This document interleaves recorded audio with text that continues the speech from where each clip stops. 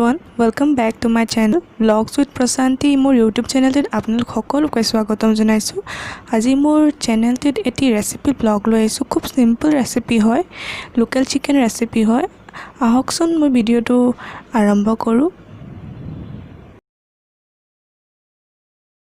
আজি মাংসখিনি বনাবৰ কাৰণে কি ইনগ্ৰেডিয়েন্ট লাগিব চাই লওক আহকচোন। আমাক লাগিব আলু 3টা মিডিয়াম সাইজৰ আৰু পিয়াজ 2টা, ইলাইচি দালচিনি লাগিব আমাক।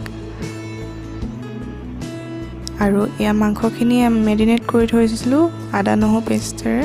এইখিনি দেখিছে আপোনালোকে 5 মিনিট সময় মেৰিনেট কৰি ৰাখিব মাংসখিনি।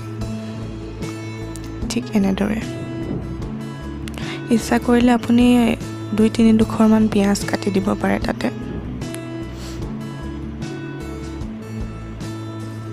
এতিয়া আমি এইখিনি দেখিছে আদা নহৰু জিৰা জালুকৰ পেষ্ট। এতিয়া আমি গ্যাসটো অন কৰি লওঁ। অন হৈ গ'ল। এতিয়া আমি কেৰাহীটো গৰম হ'বৰ কাৰণে অলপ সময় থৈ দিম। মিডিয়াম ফ্লেমত ৰাখিছো, আপুনি ইচ্ছা কৰিলে হাই ফ্লেমতো ৰাখিব পাৰে। এতিয়া আমি গ্যাসটো গৰম হ'বৰ কাৰণে থৈ দিছো। এতিয়া আমি ইয়াতে মিঠাতেল দিম। চাই ল'ব কিমান মিঠাতেল দিম। আপোনালোকে নিজৰ ইচ্ছা অনুসাৰে মিঠাতেল দিব পাৰে। মই ইমানখিনি মিঠাতেল দিছো। তে মিঠাতেলখিনি মই গৰম হ'বৰ কাৰণে ৰাখি দিছো।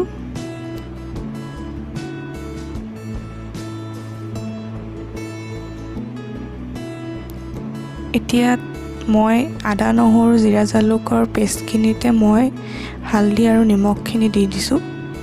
আপুনি সোৱাদ অনুসৰি দি দিব, আপোনাৰ ইচ্ছা অনুসৰি। এতিয়া তেলখিনি গৰম হৈছে লাহে লাহে। এতিয়া আমি পিয়াজ দুডোখৰমানকৈ দিছো।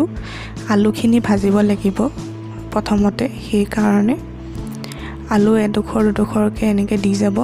সাৱধানে দিব, কাৰণ তেল চিটিকি আহিব পৰিব পাৰে আপোনাৰ হাতত। এতিয়া লৰাই যাব লাহে লাহে। ঠিক এনেদৰে আলুখিনি ভাজি ল'ব, কাৰণ আলুখিনি ভাজি ল'লে পিছত সিজোতে সুবিধা হয়। সেইকাৰণে আপুনি যেতিয়াই মাংস বনায় আলুখিনি আগতে ভাজি এনেকৈ ৰাখি থ'ব। এইটো খুব সিম্পল ৰেচিপি হয়, আপোনালোক সকলোৱে বনাব জানে হয়তো, তথাপিও মই আপোনালোকৰ লগত শ্বেয়াৰ কৰিছোঁ ৰেচিপিটো। এনেদৰে আলুখিনি ভাজি ল'ব।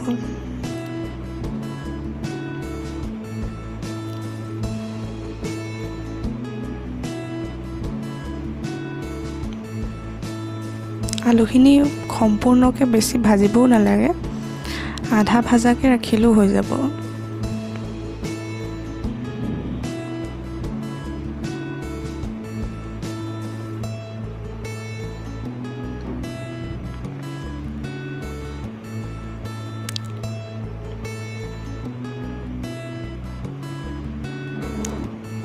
আলুখিনি অলমষ্ট হৈ গৈছে ভাজা, আৰু অলপ সময় পিছতে আমি নমাই থ'ম আলুখিনি।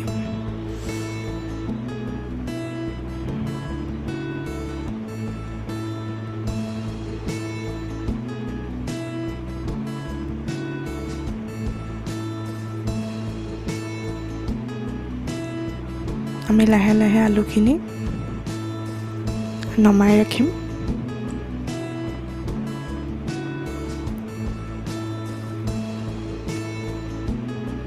গেছটো হাই ফ্লেমত ৰখা হৈছে।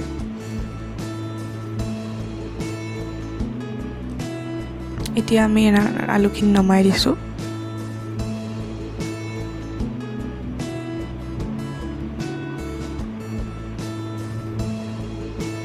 এতিয়া তেলখিনি কম হোৱা দেখি ইয়াতে আৰু অলপ তেল এড কৰি দিছোঁ।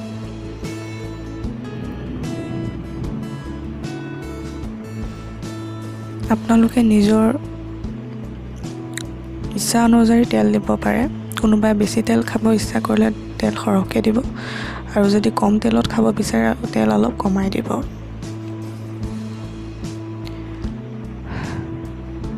এতিয়া তেলখিনি গৰম হৈ গৈছে। ইয়াতে তেজপাত কাটি থোৱা তেজপাতখিনি দি দিছোঁ। ইয়াতে দালচিনি আৰু ইলাইচিকেইটা দি দিছোঁ। আৰু পিঁয়াজখিনি দি দিছোঁ। এতিয়া লাহে লাহে পিঁয়াজখিনি ভাজি থাকিব। ঠিক এনেদৰে ভাজি থাকিব।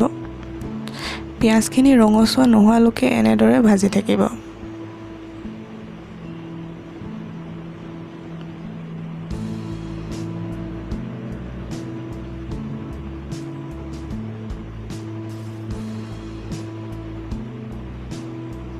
পিঁয়াজখিনি আধা কেঁচাকৈ ৰাখিলে সোৱাদটো নুঠে, সেইকাৰণে আপুনি ৰঙচুৱা হোৱালৈকে ভাজিব। এতিয়া আমি মছলাখিনি ইয়াত দি দিছোঁ, যিখিনি আমি ৰাখিছিলোঁ আদা, নহৰু, জিৰা, জালুক আৰু চিকেন মছলা পেষ্টটো, সেইখিনি দি দিছোঁ। আমি ইয়াত ভাজি থাকিম।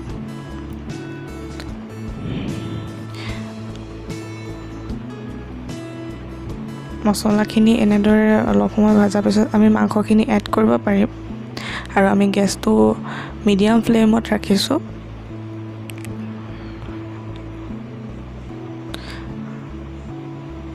মছলাখিনি ভাজি ভাজি ৰাখিব, এনেদৰে ভাজিব।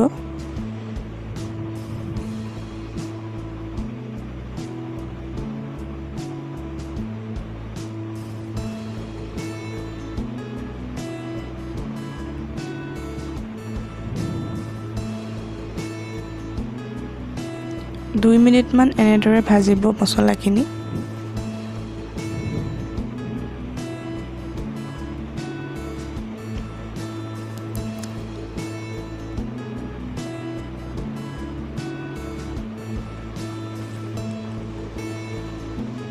আমি গেছটো মিডিয়াম ফ্লেমত ৰাখিছোঁ।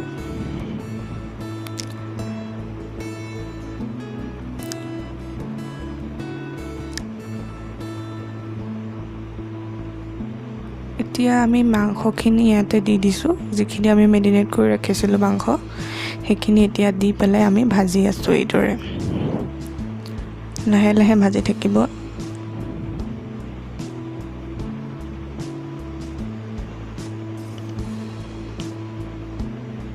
গেছটো অকণ হাই কৰি দিছোঁ ফ্লেমটো, আৰু ঠিক এইদৰে ভাজি থাকিব।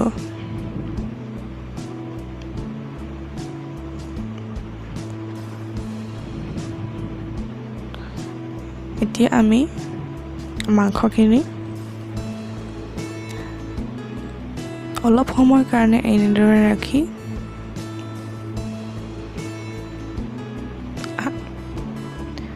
মিডিয়াম ফ্লেমত ৰাখিছোঁ গেছটো।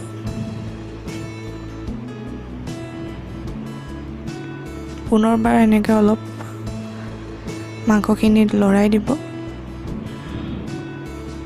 কাৰণ মাংসখিনি ধৰি যাব পাৰে ন, সেইকাৰণে আপোনালোকে যাতে মাংসখিনি তলত লাগি নাযায়, সময়ে সময়ে লৰাই থাকিব।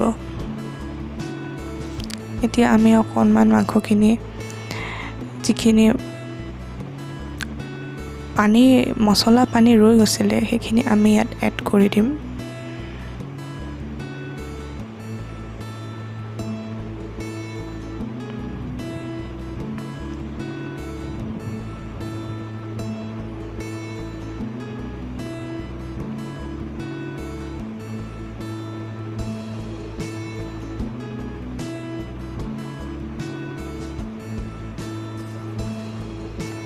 গেছটো হাই ফ্লেমত ৰখা হৈছে। এতিয়া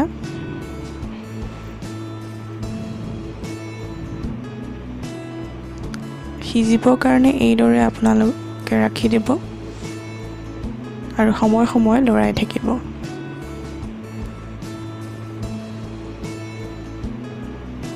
এইখিনি মছলা পানী যিখিনি ৰৈ গৈছিলে, সেইখিনি আমি এড কৰি দিছোঁ আৰু ঠিক আগৰ দৰে লৰাই আছোঁ।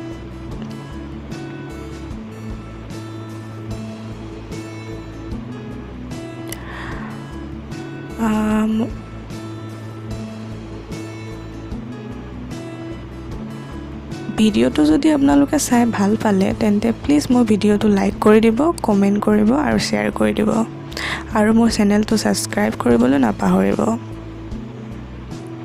এতিয়া দেখিছিল আমি লৰাই আছোঁ আৰু সিজিবৰ কাৰণে ঢাকন দি পানী অলপ দি দিছোঁ।